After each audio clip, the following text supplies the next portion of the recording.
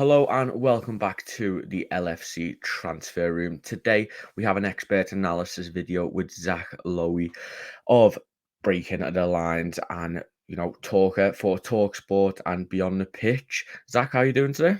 I'm doing very well. Excited to be on.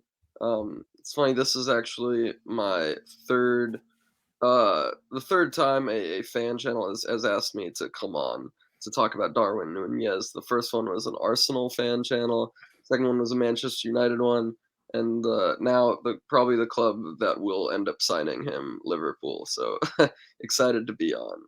Yeah, thank you so much for joining. Obviously, we are talking about Darwin Nunez, very hot property, and after today's news, there pretty much seems that Liverpool are currently winning the race for Nunez. But we will go into the questions. First off, a lot of people maybe don't watch the Portuguese league as much as their own club of the Premier League. For someone who has never seen Darwin Nunez play, how would you describe him to that person?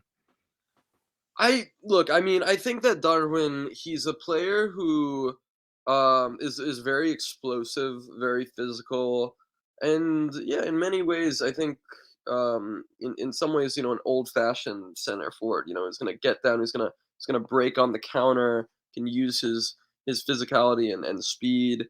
Yeah, I mean, I would liken him in many ways to Edinson Cavani. Obviously, both of them are Argentine, but yeah, I think that he's a very good center forward, and I do think that he will be playing in the Premier League next season. Yeah, obviously he's been linked to the likes of Newcastle, Manchester United, Arsenal, and now Liverpool.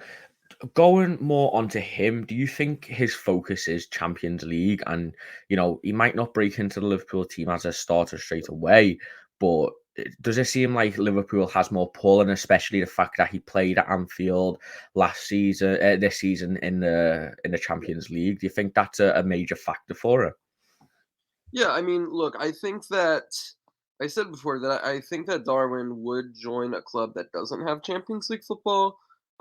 Because it's like, look at his career. He left Uruguay at a young age and joined a team in the Spanish second division. Then he went to a Portuguese team, right? So I think that he cares more about the project than anything else.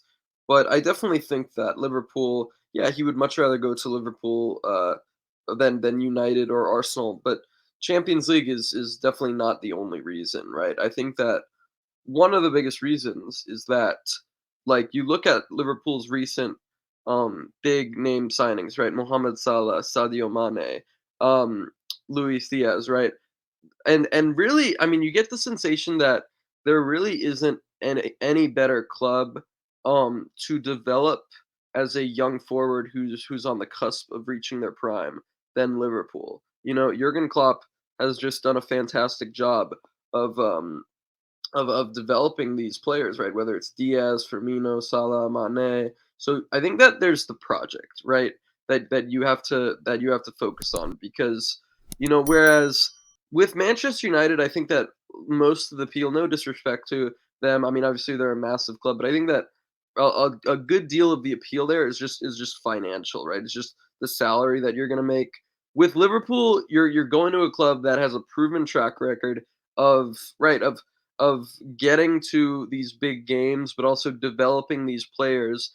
So you're working at a club that I think is really an ideal option for you. So yeah, I definitely think that Darwin would prefer a move to Liverpool than United or Arsenal. But I also don't think that he would completely reject a move to a non Champions League club. I think that he cares about the project more than like what European competition they're playing in. Yeah, and Benfica maybe had a bit of a disappointing season. They only finished Yep. third, miles behind Porto, who won the league. But Nunes seems to be have been a shining light for them, Yep. almost. Their main player. And at 22 years old, I mean, how much influence does he have in this Benfica side at the moment? Yeah, I mean, he has a ton of influence. Yeah, as you mentioned, the past 2 seasons have been absolutely horrific for Benfica. Benfica fans obviously have got they had grown accustomed to their team winning, right? They won 4 straight. They won the league again in 2019, then took a step back in 2020. In the past 2 years, yeah, been very disappointing for them. Um, and I think that what one thing that I think Darwin perhaps has been unfairly judged by is his price tag. Because Benfica, did spend I think what 25 million euros to bring him in from Almeria in the Spanish second division. So like overall, I think that a lot of Benfica fans were judging him on. We're basically thinking of him not as a player, but as like a pile of money that they're going to sell him for, right? But overall, I think that this season has been. I think last season he sort of struggled to settle in, and frankly, it was a season where really not many Benfica players stood out. This season, though, I think that Darwin has been by far their best player. I think that he has truly stood up and shown that he can be the leader of the attack. There have been just so many games where his finishing and athleticism has been just such a boon for them. Um, and yeah, overall, it's been a pretty poor season for Benfica, despite their run to the Champions League quarterfinals. And I do think that Darwin has been a big part of that. I also think it's telling that um, after the halfway point of the season, where George Jesus was sacked and replaced by interim coach Nelson Verissimo, like at that point, I think it was clear that Benfica were not going to challenge Porto and Sporting for the title. And so, I mean, like as a player, you could have easily phoned it in. And I think that a few players did phone it in from that point on. I would argue that Rafa Silva, who was, who was playing fantastic football for the first half of the season, and for me was going neck and neck with Luis Diaz in the first few months for the best player in the league. For me, he completely dropped off. I think that and I think that was the same for a lot of players at Benfica. I think it definitely perhaps highlighted their weak, I don't want to say weak mentality, but I honestly think that's part of what it is. Whereas Darwin has only stepped up, he only improved, and yeah, he's just been getting more and more consistent and adding more levels to this game. So yeah. Yeah, obviously he won the Premier League Golden Boot with 26 goals. I think he was averaging a goal and assist every one game, something crazy like that. Would you say he's by far the best striker in that league at the moment? I wouldn't say by far. And I'll tell you why. There is a very good center forward at Porto, named Mehdi Taremi. He's done fantastic things at Porto. Obviously, he's a bit older than Darwin too. I think he's like 28, but I like Taremi a lot. I think that if it wasn't for his age, or I think he's turning 30 in a month, so not too old. But I like Taremi a lot. I think he's very underrated. For me, he's like a mix of a 9 and a 10. So yeah, for me, those two, Darwin and Taremi, are the two best strikers in the Primera Liga. Yeah, and forward lines are a really big topic at the moment for Liverpool. Obviously, with Sadio Mane looking like he's going to be departing for Bayern Munich this summer. Do you think Nunez would be able to break into the Klopp's front three, similarly to how Luis Diaz did when he joined from Porto in the January transfer window? Yeah, look, I think so. I think that just like we saw with Diaz, he's not going to be he's going to have to work for his place, right? And that's something that I always respect Klopp for. It doesn't matter how much money you come from or what's your reputation. You're going to have to work for your place. So yeah, I think that he will end up developing a lot and making that similar leap. I look at Liverpool's attack right now, and Sadio Mane and Divock Origi will almost certainly not be playing there next season. So that means that you've got Mohamed Salah on the right. You've got Roberto Firmino. You've got Luis Diaz, Diogo Jota, Fabio Carvalho. Some very talented attackers, no doubt. But I don't see any like natural center forward there. Which fair enough. Liverpool have done a very good job of doing that without a center forward, but that doesn't mean that like bringing in a natural center forward wouldn't give them an additional spark. So I think that that's where I like Darwin's fit a lot. And he's a player who I think has shown a lot of capabilities in that regard. And I think that like looking at his profile, I do think that he would fit in very well playing as that center forward position. Um, so yeah, and as I said before, right, Liverpool is probably the best club in world football if you are a young attacker who is approaching their prime, and so yeah, I think that he would maybe he would have some struggles, going from the Primera to the Premier League. But with that being said, I mean, look at the likes of Bruno Fernandes, Ruben Diaz, Luis Diaz. They have all made, like, no disrespect, they made easy work of the step from the Primera to the Premier League. And I do think that Darwin would certainly fill in that route. For me, he's just a player who was really born to play in the Premier League. Yeah, and one of the main talking points at the moment is the price tag. We saw it with João Felix. Right. Obviously, they Benfica demand a price, and they usually get it and don't budge. I mean, this is a hard question to ask, Yeah. yeah, but do you think Ruben Diaz will become £100 million player in the future? Sorry, you meant Darwin Nunez. Darwin Nunez, sorry, yeah. Look, yeah, there's always that issue with the fees, right? But look, Aurelian Chouameni, he just went for 100 million, right? Where I guess it hasn't been announced yet, but it looks like he's going to go for a deal around right 115 million euros. I know that Liverpool fans, some of them will be sore about missing out on him, but the fact is, you don't pay 100 million for a player like Aurelian Chouameni. You pay 100 million so that Paris Saint Germain or Liverpool don't sneak up and steal him off you. And I think that's the same way with Darwin, right? The market is going to determine the fee. Okay, so we have to look at a few factors. Okay, one, Darwin is the Primera Liga top scorer. Two, he is still, he's not in his prime yet, right? He's approaching his prime.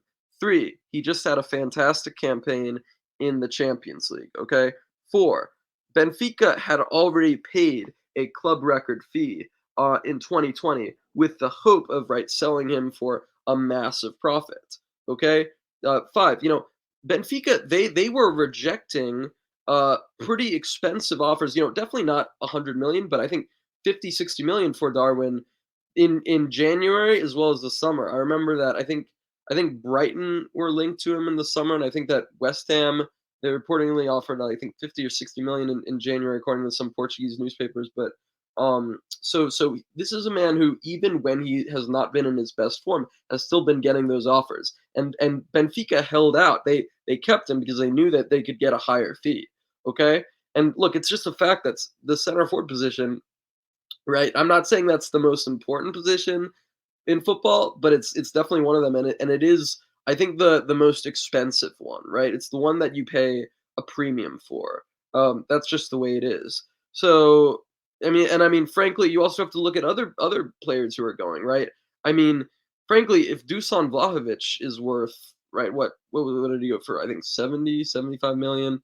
Then Darwin is worth more. I think that, no disrespect to Vlahovic, but Darwin is a better player than him. He's proven more, and yeah, he's going to go for what the market determines.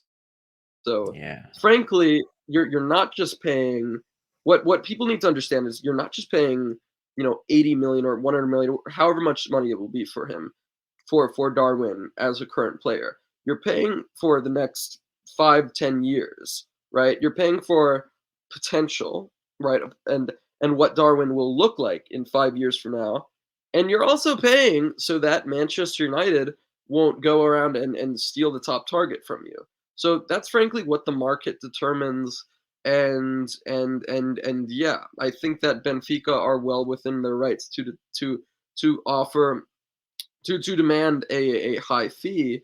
And I mean, one thing that I think people uh that people forget or people don't realize when talking about these fees is that look, it was just what 3 years ago, right? When Benfica sold Joao Felix for I think it was 126 million euros, and yeah, okay, fair enough. He hasn't completely justified that, but he's still done decent things at Benfica. I mean, still done okay things at Atletico this season.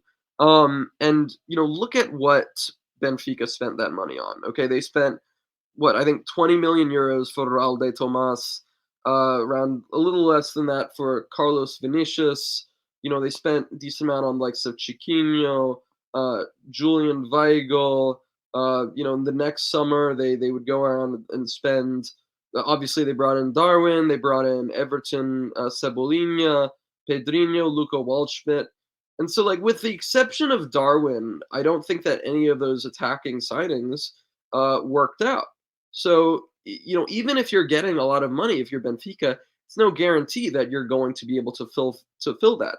So I do think that perhaps there's that there's that idea in Benfica's mind that maybe keeping hold of Darwin for another season would not be the worst thing in the world, right? And maybe, just like we saw over the past year, right?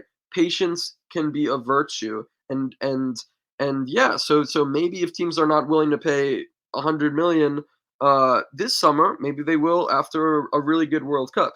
He still has a contract until 2025, and I do think that he could do well under Roger Schmidt. I think that Benfica sell him, but I think they sell him this summer. But I'm just saying that um, even if they do sell him for 100 million, no guarantee that the players coming in are going to be upgrades. Yeah, I think it's as you said there, it's a tricky situation for Benfica if they do sell him. But finally, Yeah. what can Nunez offer to Liverpool that Liverpool don't currently have from what you've seen of Nunez?